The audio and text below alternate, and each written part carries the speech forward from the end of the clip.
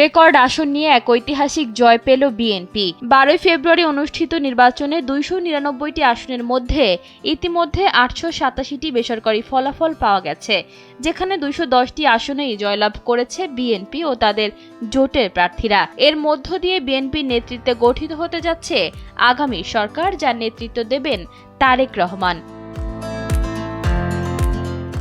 অন্যদিকে বাংলাদেশ জামায়াত ইসলামীর নেতৃত্বাধীন 11 দলীয় জোটের প্রার্থীরা 70টি আসনে জয়ী হয়েছেন। এছাড়া অন্যান্য দল ও স্বতন্ত্র প্রার্থীরা 4টি আসনে জয় পেয়েছেন।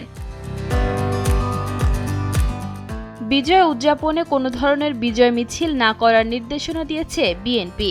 বরং দলের প্রেস উইং জানিয়েছে, নির্বাচনের নিরঙ্কুশ বিজয় উপলক্ষে বাদ-জুমা সারা দেশে শুকরিয়া আদায় করে বিশেষ দোয়া করবে বিএনপি।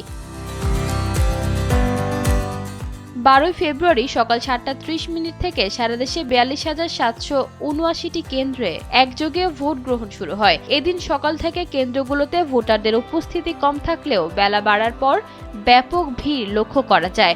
বিশেষ করে তরুণ ভোটারদের উপস্থিতি ছিল চোখে পড়ার মতো। আগামীর বাংলাদেশ পুনর্গঠনে ভোটাররা নিজেদের মতামত দিয়েছেন। বিকেল 4:30টায় ভোট শেষ হওয়ার পর শুরু হয় ভোট গণনা, আর এর মধ্য দিয়েই গণ অভ্যুত্থানের পর দেশ পেতে যাচ্ছে নতুন সরকার।